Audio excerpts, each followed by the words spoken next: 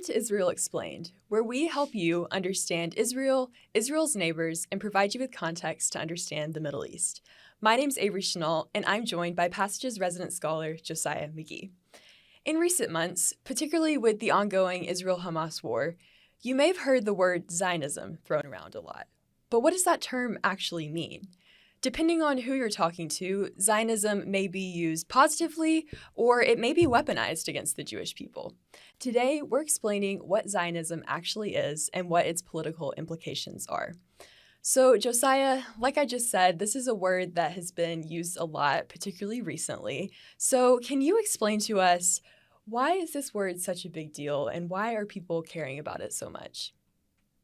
That's a great question. I'm not sure I have all of the answers, but just a couple of thoughts about this. Mm-hmm.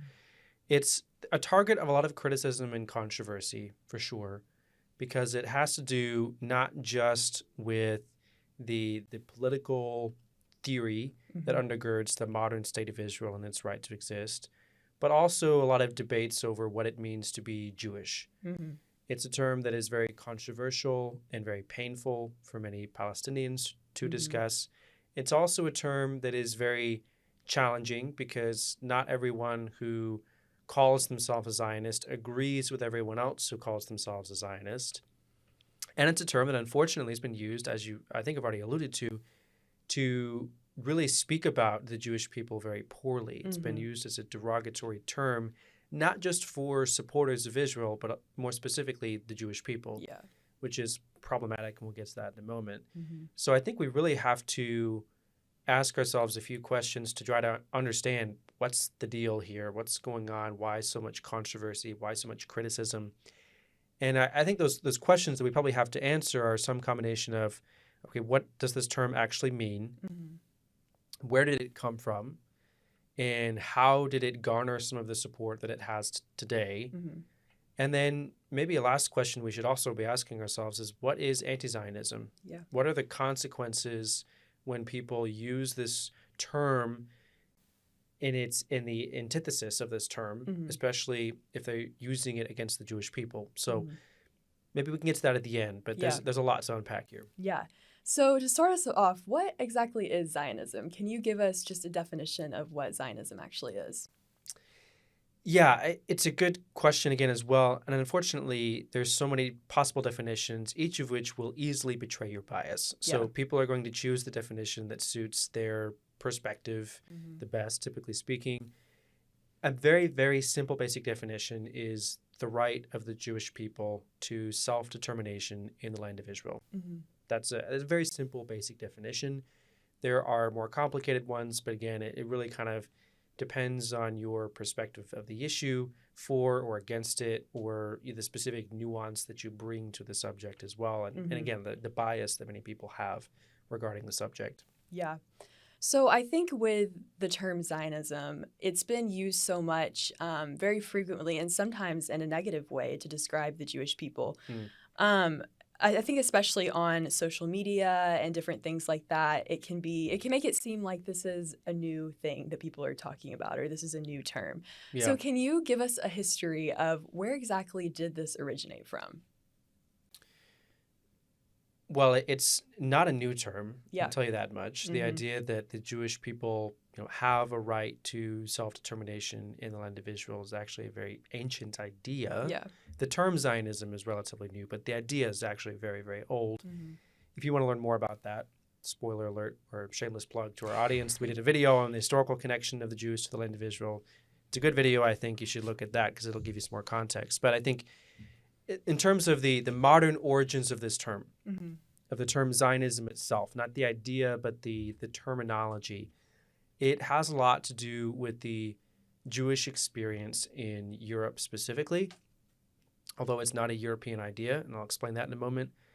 And it began to emerge really, let's say like the 1800s. Before we get to that, though, I think we need to understand what was the Jewish experience in the diaspora, because this was sort of the catalyzing factor that led to this idea eventually emerging again, and the term becoming popularly used.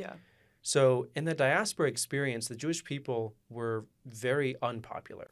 They were marginalized at best, sort of relegated to the fringes of society.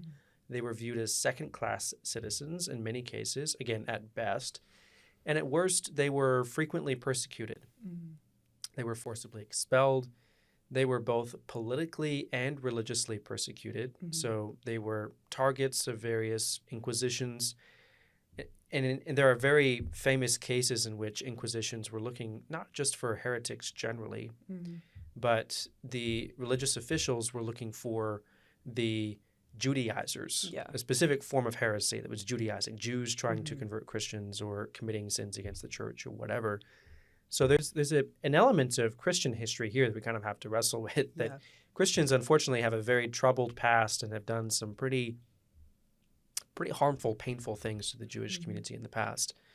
There also was political persecution. So it wasn't just religious, it also was political. They were viewed with suspicion. Their loyalties were called into question.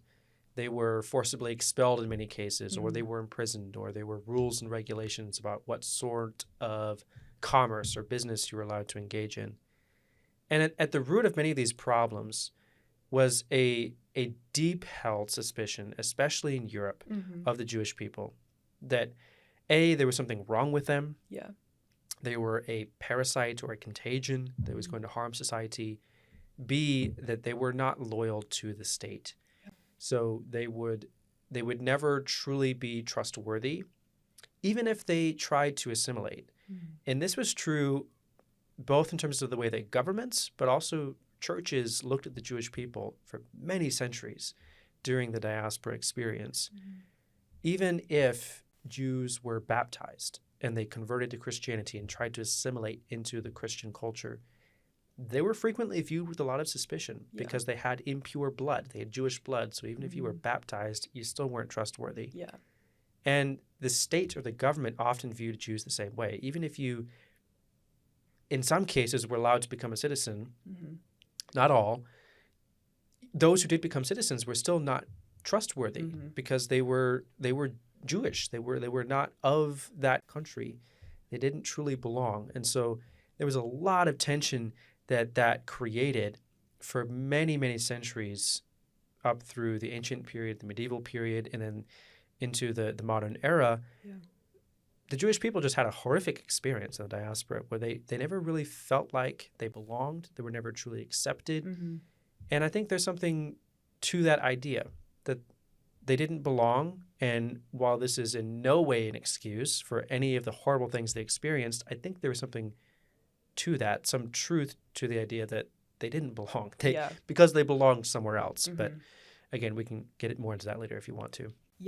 I think to understand Zionism, it's crucial to understand the history of the Jewish people. And unfortunately, there is a lot of painful history and a lot of hurt there.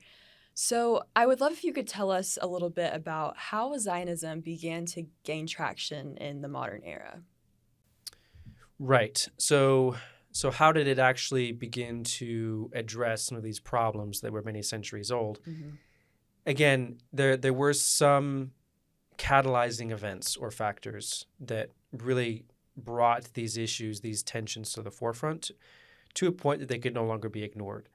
So during the 1800s, there were issues across Europe. Western Europe had them, and I'll give you an example in a moment. Eastern Europe also had the history of the pogroms.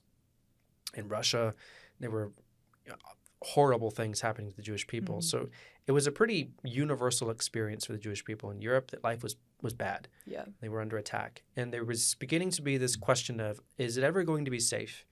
Are we ever going to be accepted? Or is this just how it's going to be forever if we stay here? And there were a couple of things that happened that really sort of changed momentum very quickly.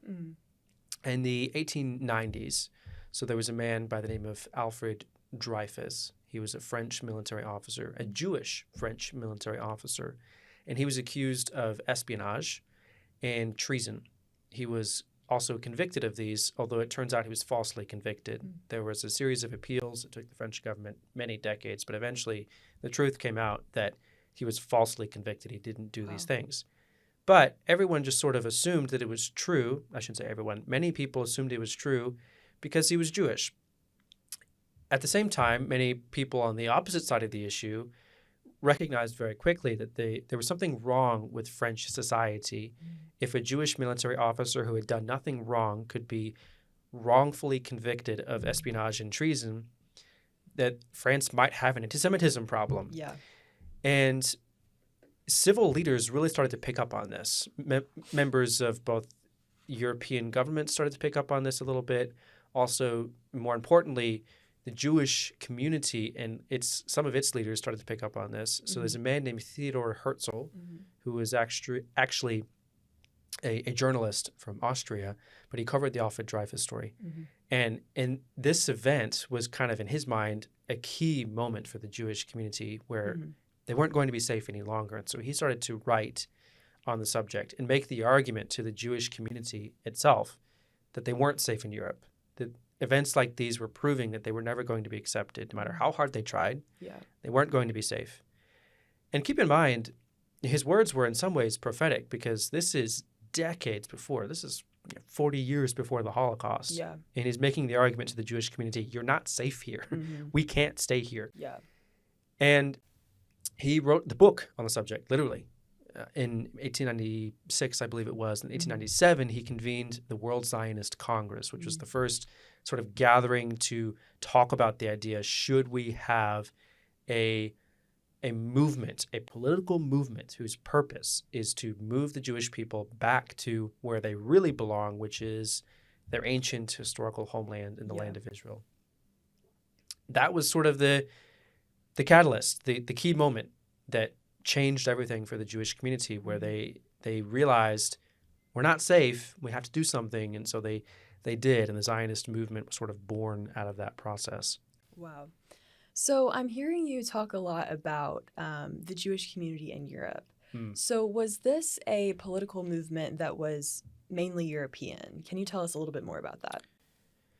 Yeah, it's a fair question. I think one of the criticisms of Zionism and of modern Israel is that, this really was just sort of a European project. It was another example of European imperialism or colonialism, and it took advantage of people in the Middle East in order to build this state of modern Israel.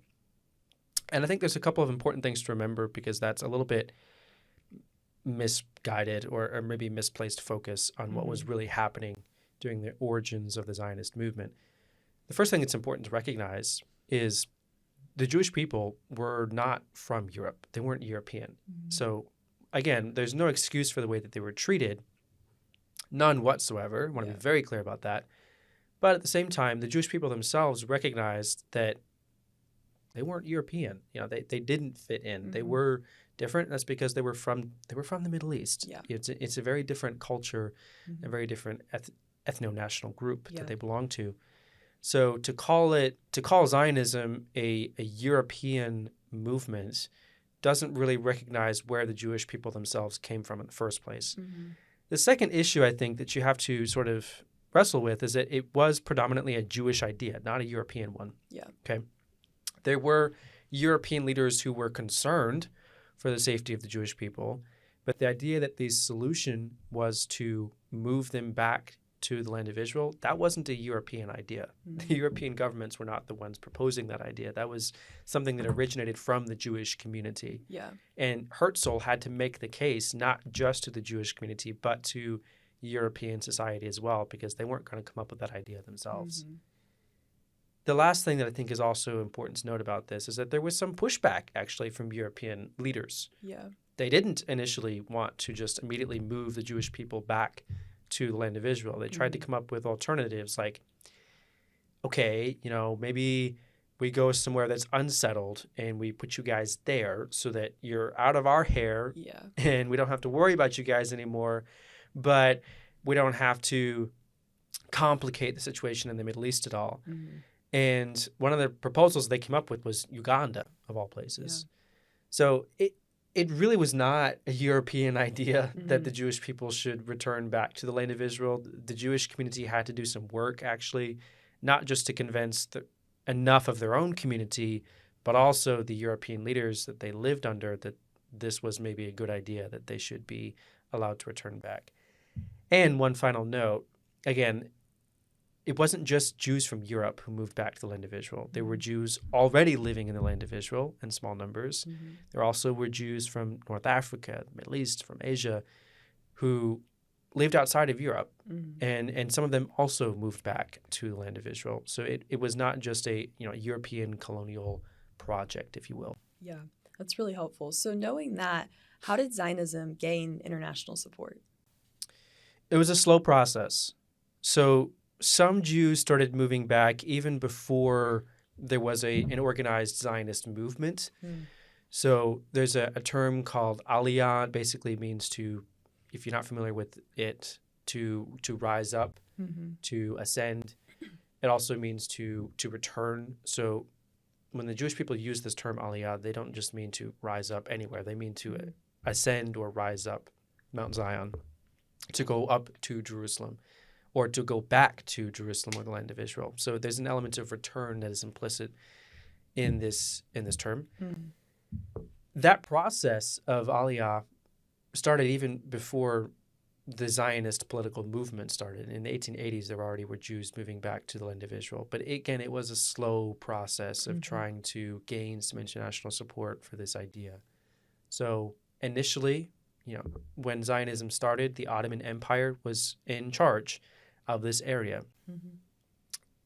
And they had to try to petition the Ottoman Empire for permission to move back, to purchase land, to emigrate, these sorts of things. Eventually, the British took control of the area. So in 1917, shortly before the British assumed formal control, it became pretty obvious during World War I that the British were going to wind up with control for the area that was then known as Palestine, because the Romans had named it that many years before. And so the British, realizing we're probably going to have control of this after the end of World War I, they're starting to think about what are we going to do with it. And they issued something called the Balfour Declaration in 1917, which basically stated that they viewed with some sympathy the idea of establishing a homeland for the Jewish people once again in the land. So that was the first kind of indication from the British government that, okay, maybe this isn't such a bad idea. We might be willing to help you, actually, and we're probably going to have control of this territory, so we'll be the ones that you need help from in order to actually make this happen. Turns out they didn't have control of it. So I think it was 22, the British Mandate starts, and they take formal control of this area. They're given a mandate from the League of Nations, which was the predecessor to the United Nations, and basically told that it was British responsibility to govern this territory now. So the British assumed control of the territory and the responsibility to govern it, but they also began thinking about, okay, what are we going to do with it long term? And at that point, the Jewish community was able to petition the British government and say, okay, we would like some say in what happens to this territory long term. We would like the ability to govern ourselves. The British also had similar appeals from the local Arab population, which would eventually become known as the Palestinians. And they had to sort of sift through those competing claims and requests. It certainly helped the Jewish people that there were non-Jewish, and this is very important, non-Jewish leaders in different European governments, including the British government, that were in support of the idea. It wasn't just a mass Jewish conspiracy secretly controlling all the different governments of Europe. There were non-Jewish individuals who thought this was a good idea. And they were able to sort of help move things along a little bit in terms of generating some public and international support for the idea. It was not immediate, however. It did take some time in order for this process to really unfold. And up until World War II, there was even some conflict between the British and the Jewish population living in the land, especially when it became clear that the Jewish situation in Europe was getting even worse because the Holocaust was about to happen. And then during the Holocaust, the Jewish people living in the land continued to support the British, but also were making some pretty significant demands that one of the reasons why this whole project started is because we had to do something about the existential threat facing the Jewish people. And after World War II, the British decided, this is maybe not worth it anymore. Mm-hmm. They weren't going to give up on Zionism, but it was very expensive, incredibly expensive to continue governing the territory after World War II. They just been through a world war, a lot of losses, a lot of money lost, lives lost. And so they basically decided to leave, essentially. they just kind of left. Yeah. After the United Nations in 1947 tried to put together a partition plan. So there was some support from the wider international community too, not just the British, for this idea that there has to be some Jewish state or government here in the land. And the United Nations put together a plan which would divide the territory between the local Jewish and Arab population. The Jewish population accepted it. The local Arab population did not. When this happened, that's kind of when the British realized, okay, colonial empires around the world are falling apart. Yeah. There is very little hope that we are going to be able to sort of impose a solution that is accepted by both the local Jewish and Arab populations, both of which had valid claims that needed to be heard.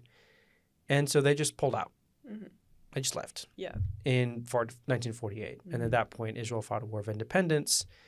And it was when they declared independence that the United States actually was the first country to recognize the new state of Israel. Wow. Very meaningful. President Truman. Interestingly enough, it was only a couple of years later that the first two countries in the region that recognized Israel's right to exist was Turkey. You want to guess what the second one was? I don't know. It's Iran. Interesting. Super interesting. We'll get to that later. Very interesting. For those who are listening to this video or watching this video, we have a whole video on Iran itself, its relationship to Israel. You should definitely watch that one because that one's very interesting. But it was a slow process. Okay, the point that I'm trying to make in telling this now fairly long-winded story, I apologize for that. It was a gradual process. Yeah. It didn't happen all at once. It's not like all of it, the Jewish people or Israel's friends were with them from the beginning to the end. People came and went, and the Jewish people had to find a way to stay at it. Yeah. To find enough people willing to support them in order to make this dream a reality. And there were some surprises along the way, but they were able to, through persistence and a reliance on what they believed was the truth of their claims and the right to exist in the land of Israel. Yeah. Relying on that, they eventually were able to establish a state for themselves in the land of Israel. Wow. That is really fascinating history. Thank you for sharing that with us. So to kind of start to close out our conversation today, I'd like to talk about anti-Zionism and anti-Semitism. So this is something that some of our viewers may have heard this sentiment at different, maybe on campus or at different anti-Israel protests. A lot of people say, I'm not anti-Semitic, I'm just anti-Zionist. So can you share your thoughts on this? Is anti-Zionism anti-Semitism? It's a difficult question. And I think the answer is yes, but I want to explain what I mean by that because, again, this is a very complicated subject. So for starters, let's maybe define sort of what we mean by anti-Semitism. Anti-Semitism is discrimination against the Jewish people. It can take various forms, whether that is violence, physical, whether it is speech, hateful behavior. Any sort of hateful behavior or speech directed against the Jewish people or institutions which represent the Jewish people. Let's put it that way. Yeah.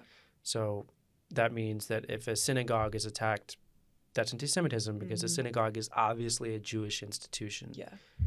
If a Jewish person is attacked because they are Jewish, that means that it's anti-Semitism because, one, they're being attacked, and because the reason is obviously because of what they believe or identify with their Jewish identity. So that's what it means to harbor anti-Semitism. Now, the question is anti-Zionism, which is basically the idea that Zionism isn't true. It's the opposite, that the Jewish people don't have a right to self-determination, to govern themselves Yeah. in the land of Israel, the land that they came from. Is that idea anti-Semitic or discriminatory against the Jewish people? Mm-hmm. And it's a tough one, but I think the answer is, again, is yes. Because if you break down what Zionism is, essentially, it's pretty simple, the right of self-determination. And if you look at the wider world around us, there's a couple things that are important to keep in mind. One, self-determination, generally speaking, is viewed by the international community as a human right. It's pretty core, it's pretty fundamental, the right to choose who you are governed by, and especially the right to choose to be governed along with the rest of your community, a group that you share your identity with. So we have to ask ourselves, if this is something that we've labeled as a human right, something that's pretty core and fundamental to the basic rights that people have, no matter where you live, who you are, why would we deny the Jewish people that right? And if we intend to deny the Jewish people that right, when we've given it to virtually everyone else, why? Yeah. There's something wrong. Something doesn't add up, and it certainly looks like discrimination. I think the other thing that is very challenging in many cases is that, again, this term Zionist is used in very derogatory ways as code for not just a supporter of Israel, but also for Jewish people. There's an interesting stat that came out a few years ago, and I pulled it for this episode and wrote it down. Pew Research in 2020 found that 8 in 10 American Jews feel that a connection to Israel is essential to their Jewish identity. That's pretty amazing. Yeah. That 80% of American Jews feel that a connection to Israel is essential to their Jewish identity. So there is something true about the fact that Jewish identity is intertwined in very significant ways with Israel and what's happening there. But to be anti-Zionist or to punish someone for being a Zionist is essentially a form of punishment against Jewish values, against what it means to be Jewish, or the belief system that creates the identity of the Jewish community. Yeah. So in that sense, I think, it is not always a purely black and white subject, whether specific degrees of support for Israel qualifies anti-Semitism or not, but to deny outright that the Jewish people have any right to self-determination in the land of Israel, I think that's discrimination. And I do think that is anti-Semitism. Yeah. Well, to understand anti-Semitism and Zionism and the history of the Jewish people, it is really important to understand these topics. So thank you so much for sharing with us today. Thank you for watching another episode of Israel Explained. If you'd like more resources on this topic, check out the description below for some more resources, and follow us on Instagram for some more content related to Israel and the Middle East. Thanks for watching, and we'll see you next time.